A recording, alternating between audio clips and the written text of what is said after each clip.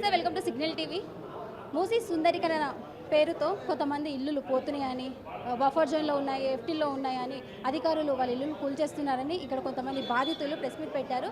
మరి వాళ్ళ సమస్యలు ఏంటో వాళ్ళని అడిగి తెలుసుకుందాం. మా హౌసెస్ మేము 3 years నుంచి స్ట్రగుల్ అవుతున్నామండి. మా హౌసెస్ బఫర్ జోన్ అంటారు, ఎఫ్టీఎల్ అంటారు, వాళ్ళు ఇష్టారాజ్యంగా చెప్తున్నారు.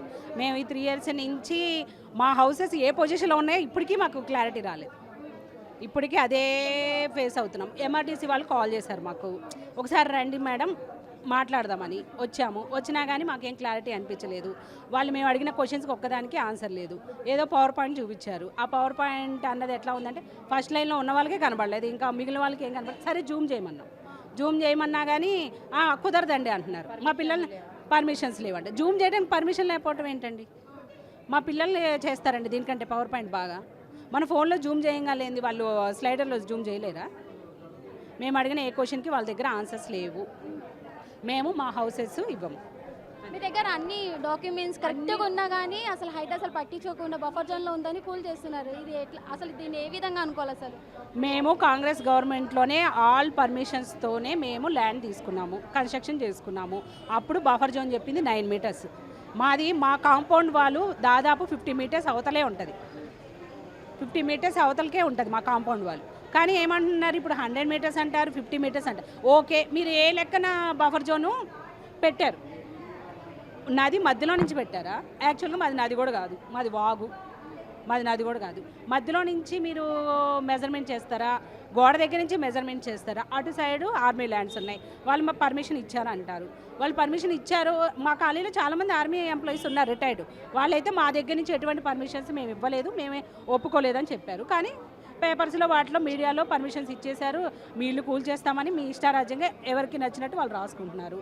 మేము ఇలా ఎన్నాళ్ళు సఫర్ అవ్వాలి? మాకు ఒక క్లారిటీ లేదు. ఎటువంటి అధికారులు వచ్చి మా దగ్గర ఎటువంటి సర్వే చేసింది లేదు, మాతో మాట్లాడింది లేదు. మా అంతటా మేమే అందరి దగ్గరికి వెళ్ళి కనుక్కుంటున్నాము అంతే. 10 సంవత్సరాల నుంచి అక్కడ ఉన్నాం, అదే కాలనీనే ఉన్నాం. 10 సంవత్సరం అయింది. ఇప్పుడు వచ్చి మేము డిసైడ్ చేస్తే మేము ఎక్కడికి వెళ్ళాలి? ఎక్కడ కన్సల్టేషన్ ఇస్తామంటారు, అది ఇస్తాం ఇది ఇస్తామంటారు. ఏమీ వద్దు, మాకు ఇల్లు నాకు ఇచ్చేసండి అంటే మళ్ళీ వదిలేయట్లేదు. మీకేమో ప్రాబ్లం అవ్వకుండా నేను మూసీ రివర్ని బ్యూటిఫికేషన్ చేసుకుంటా అంతా మళ్ళీ ఒకసారి చెప్పారు సీఎం గారు. మళ్ళీ అది చెప్పిన తర్వాత మళ్ళీ ఎందుకు ఇల్లు తీసుకుని బఫర్ జోన్ అది మొన్న కూడా వచ్చింది, జేసీపీ వచ్చింది, బఫర్ జోన్కి పాయింట్ చేశారు, అన్నీ చేసేసారు. ఇదంతా ఎందుకు? బఫర్ జోన్ ఎందుకు పెట్టారు? First of all buffer zone పెడితే ముందులే ఇల్లు ముందులే బఫర్ జోన్ పెట్టి ఇవ్వకు కదా, ఇవ్వచ్చు. ఇప్పుడు మీకు పరిహారం ఇస్తే ఓకేనా? మరి వద్దు, మాకేం పరిహారం వద్దండి, మా ఇల్లు నాకు కావాలి అంతే. ఎంత కష్టపడి మేము ఇల్లు కట్టుకున్నాం, ఎంత ఈఎంఐ కూడా అవ్వట్లేదు వాళ్ళ ఇల్లుకి. మళ్ళీ ఇప్పుడు సీఎం గారికి నేను ఒక డైరెక్ట్ క్వశ్చన్ అడుగుతా. ఇప్పుడు 5 years వరకు సీఎం పోస్ట్ ఉంటుంది, 2.5 years అయింది కదా వచ్చేసి. ఇప్పుడు సడన్గా దిగిపోతే దిగిపోతారా? సీఎం గారు మన కోసం దిగిపోతే దిగిపోతారా? మళ్ళీ లైఫ్ లాంగ్ కోసం నాకు కట్టుకున్న ఇల్లు ఎందుకు వదిలేయాలి? మేము ఎందుకు వదిలేయాలి? ఇప్పుడు బఫర్ జోన్లో ఉన్నాయండి. ఇప్పుడు మూసీ సుందరీకరణకు అడ్డుకున్నట్లయితే అవి అమ్ముడు పోవు, ఎవరు కొనలేరు.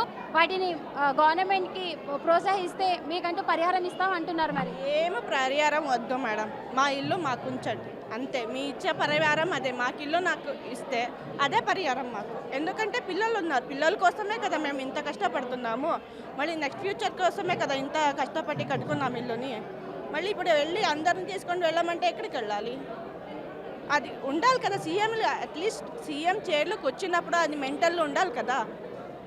అయితే హైడ్రా వచ్చి కూల్చడం మనం చూసాము, ఇప్పుడు జేసీబీలతో వస్తే ఏం చేస్తారు? మరి ఇంతకుముందు హైడ్రా చాలా ప్లేసెస్లో కూల్చడం మనం చూసాం కదా, ఇప్పుడు జేసీబీలతో వస్తే ఇప్పుడు ఏం చేస్తారు? మరి అలా చెయ్యకి ఎలా వస్తుంది? వాళ్ళకి ఎలా పర్మిషన్ ఇస్తారు?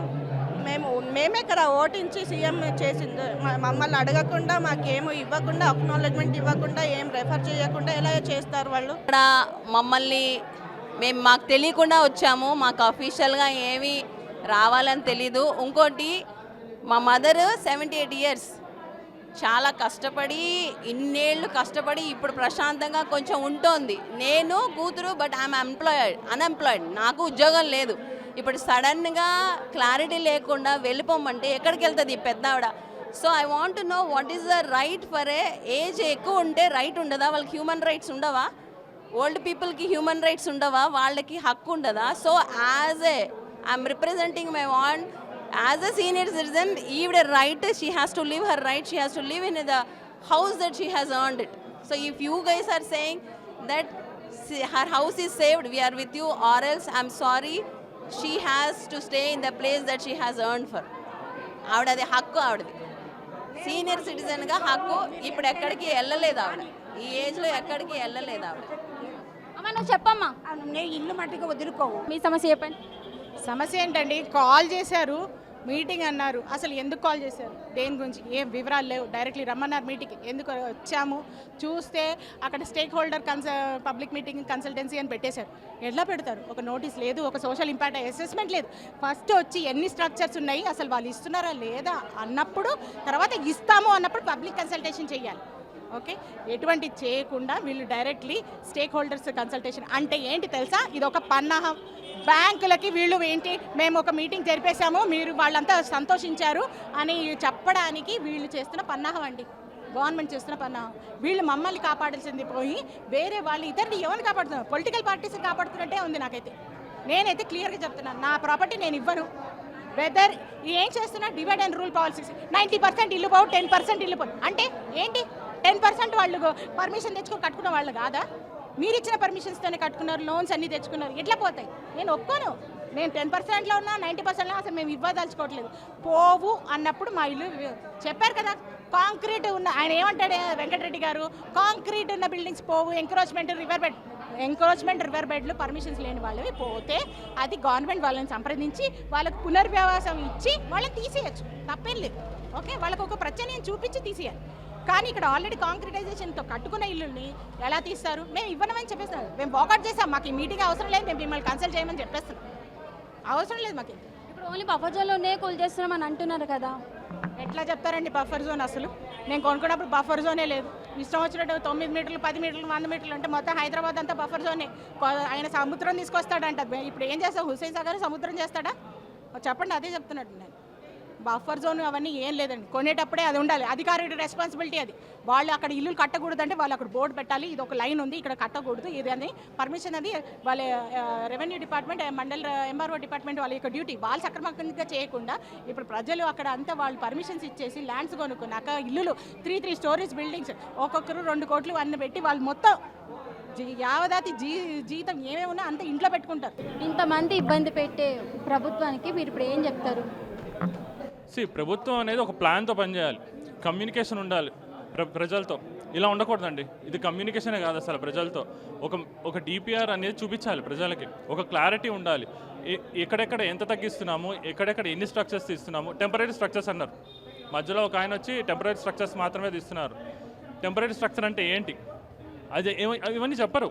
మేము వస్తాము, మీరు చూడండి అంటే కూల్చేదాకా చూడకూడదు కదా, మేము వెయిట్ చేయలేము కదా కూల్చేదాకా. వాళ్ళు వచ్చి మేము కూల్చేదాకా.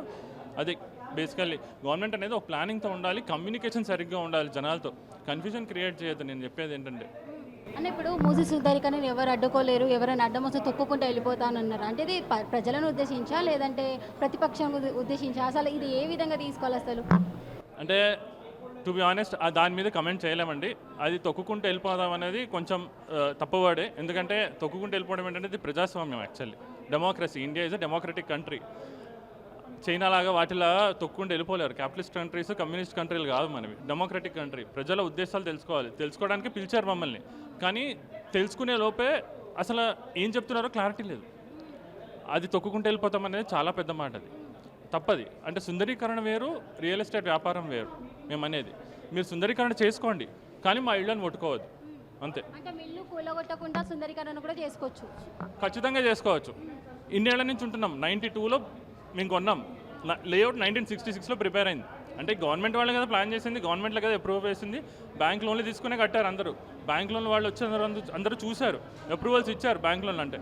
అంటే ఇన్నేళ్ల నుంచి ఉంటున్నాము. అంటే 92 అంటే ఆలోచించండి ఎన్నేళ్ల క్రితం. 35 years, ఆల్మోస్ట్ 3 decades పైనుంచి ఉంటున్నాం ఇక్కడ. ప్రాపర్టీ ట్యాక్స్ కట్టించుకుంటున్నారు, కరెంట్ బిల్లు ఉన్నాయి, సీసీ రోడ్లు వేశారు, డ్రైనేజ్లు వేశారు, అన్నీ ఉన్నాయి. అన్నీ మీరే ఇచ్చారు. మీరు వచ్చి ఇప్పుడు ఇది ఇల్లీగల్ అంటే ఫస్ట్ థింగ్ వీళ్ళు ఆ ఇల్లీగల్ అనే మాట మానేయాలి.